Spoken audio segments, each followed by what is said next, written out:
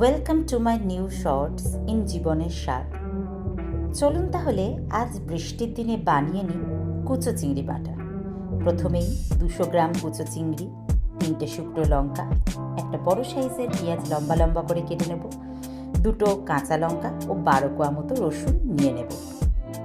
কড়াইতে 2 পলা মতো সর্ষের তেল ভালো করে গরম করে তাতে কুচো চিংড়ি মাছ দিয়ে দিতে হবে।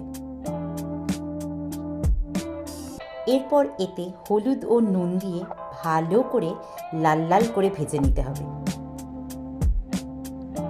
মাছ ভাজা হয়ে গেলে অন্য পাত্রে তুলে নিয়ে ওই কড়াইতেই আবার কিছুটা তেল দিয়ে শুকনো লঙ্কা ফোড়ন দিয়ে একে একে পেঁয়াজ, রসুন, কাঁচা লঙ্কা ভালো করে ভেজে নিতে হবে যতক্ষণ না পেঁয়াজের রং বাদামি হচ্ছে।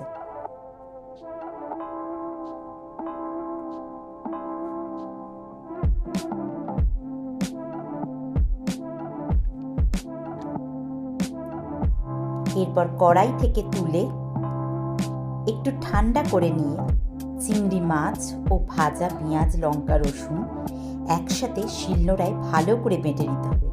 শিলনোড়াতেই বাটতে হবে, কিন্তু শিলনোড়ায় বাটলে তার স্বাদই আলাদা।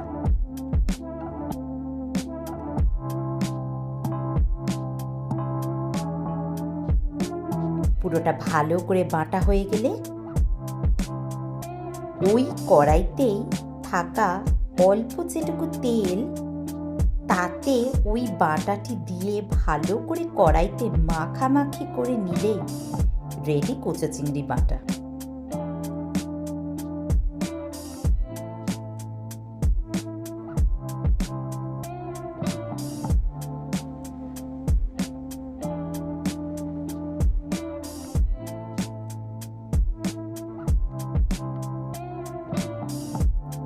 এরপর ধোঁয়া ওঠা গরম ভাতের সাথে উপর থেকে একটু কাঁচা তেল ছড়িয়ে মেখে খেলে পুরো দিনটাই জমে ক্ষীর।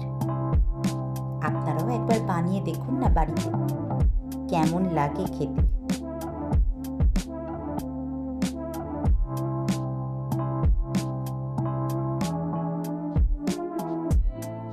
আহ, অমৃত।